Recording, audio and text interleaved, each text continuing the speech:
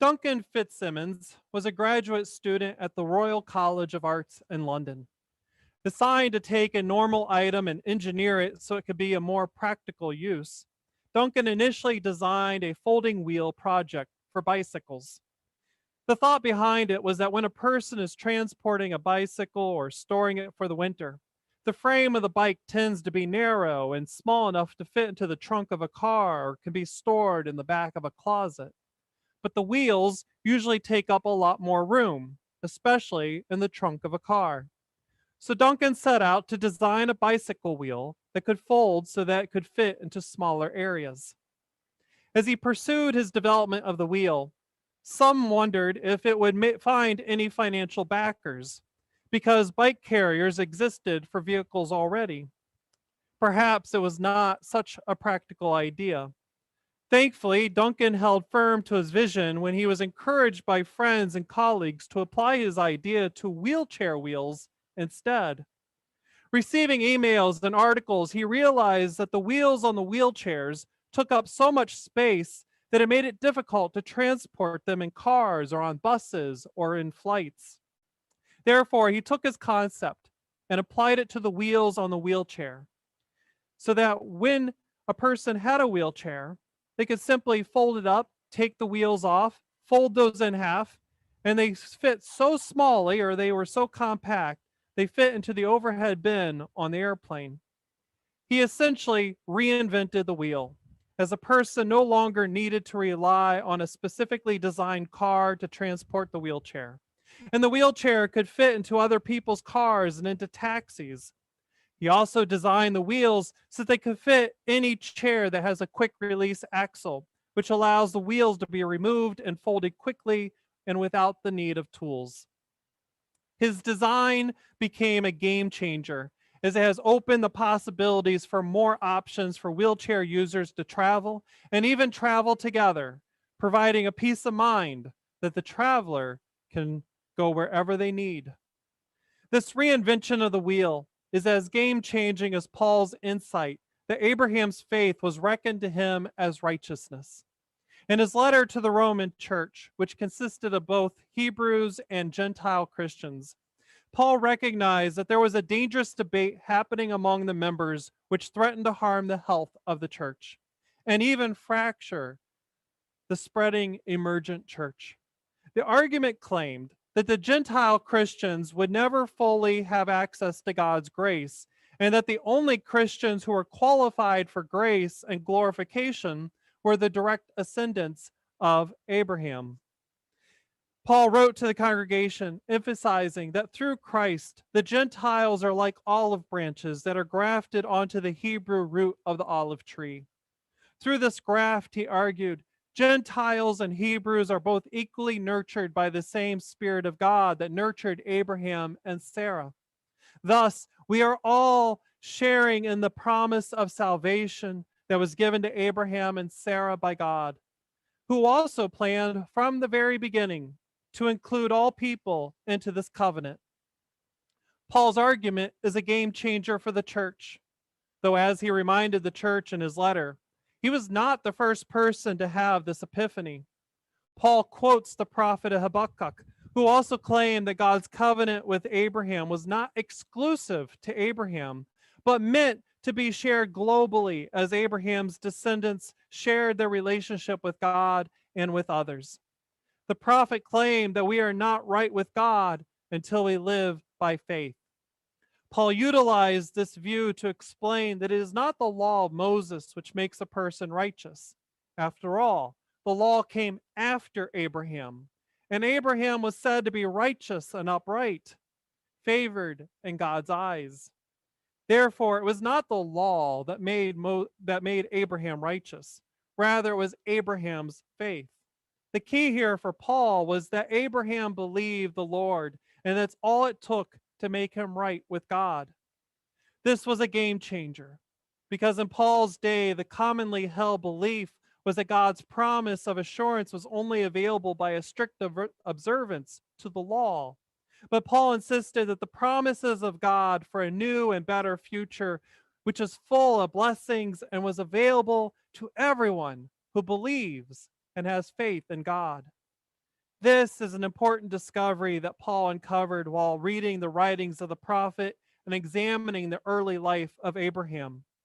Paul also discovered an intriguing part revealing and regarding Abraham's faith in God, which Paul highlights in this passage reading. Paul revealed that Abraham has several moments in his life when he did not fully trust God. Still, even in his moments of doubt, the Genesis author says Paul was favored by God.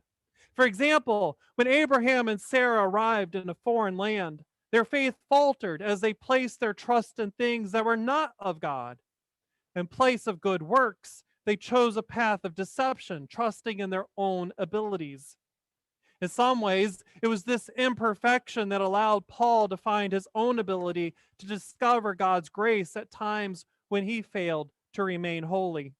Paul confessed to the church that there is no one who is righteous, not even one, while also admitting that he does not always do the good he wants, but commits the evil he does not want to do.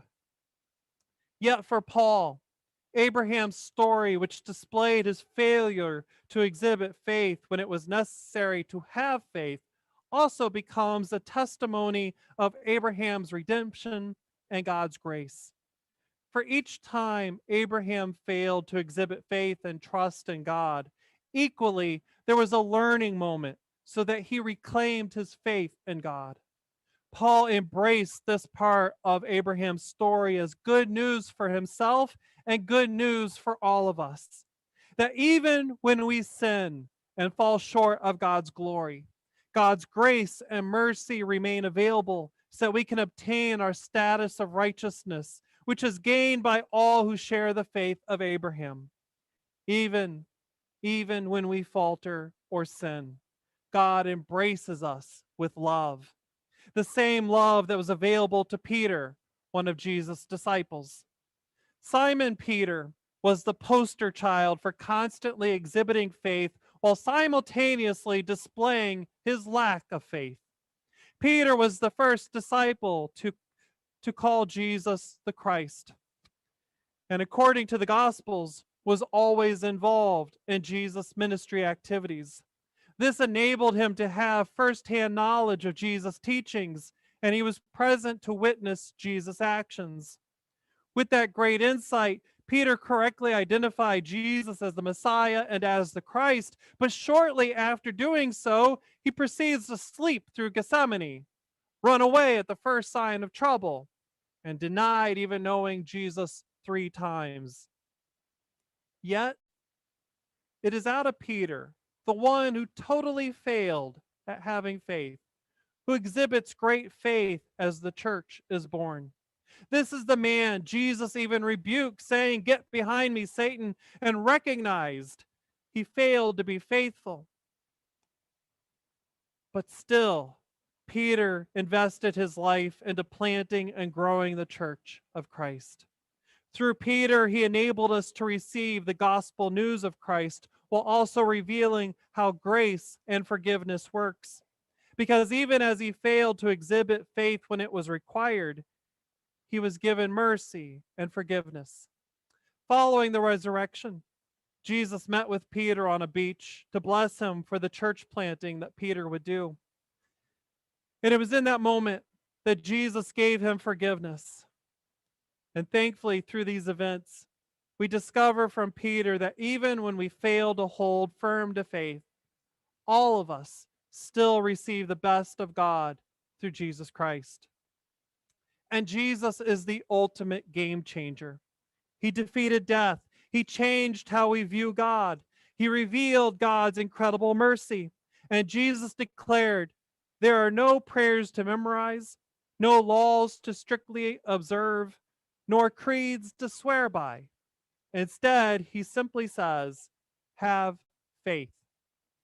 Adhere to the belief in the glorious promises of God who enabled us to have life in Christ. And recognize that when our faith is tested by cancer or viruses or a global pandemic, it's okay to have fear and to express our doubt. Meanwhile, we are wonderfully informed not to get trapped into feeling guilt for those moments of weakness and faltered faithfulness. Instead, learn from these experiences so we can experience a faith formation which allows us to become reinvented people as we learn how to have hope against hope. Sojourner magazine editor Jim Wallace says, when we learn to respond to challenges with a faith that retains the belief in the promises of God and trust God in spite of all the evidence, then we watch the evidence change. This is a type of faith that is available to both Hebrew and Gentile Christians alike because our shared faith is in the power and love of God. This game changing faith informs us that no matter how challenging life becomes, the good news of Jesus remains and informs us that the best has come, the best is now, and the best is yet to come. This game changing faith enables us to move mountains. It allows us to recognize God's activity in the world, the type of faith that allowed Michelangelo to lie on his back as he painted the ceiling of the Sistine Chapel, or for Beethoven, who was deaf and yet composed music that still stirs our souls when we worship God. And for the Congregational Church, members add their voice for a call to racial justice, which enable us to bear witness of Christ's love and compassion to every person. All we have to do is believe in this game-changing faith.